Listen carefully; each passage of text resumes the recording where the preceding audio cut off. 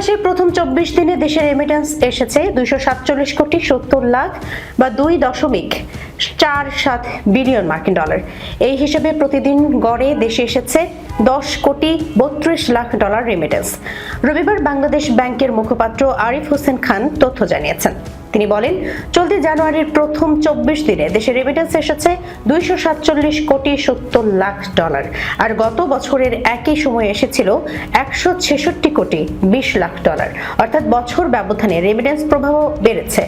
আর 24 জানুয়ারি একদিনে প্রবাসীরা দেশে 14 কোটি 60 লাখ ডলার পাঠিয়েছে জানিয়ে তিনি আরো বলেন, চলতি অর্থ বছরের জুলাই থেকে 24 জানুয়ারি পর্যন্ত দেশে এসেছে 1874 কোটি 20 লাখ ডলার রেমিটেন্স। বছর ব্যবধানে যা বেড়েছে 21.40%। এর আগে গত ডিসেম্বরে দেশে এসেছে 322 কোটি 66 লাখ 90 হাজার ডলার, যা চলতি 2025-26 অর্থ বছরের যে কোনো মাসের মধ্যে সর্বোচ্চ এবং দেশের ইতিহাসে কোনো এক মাসে দ্বিতীয় সর্বোচ্চ প্রবাস আয়।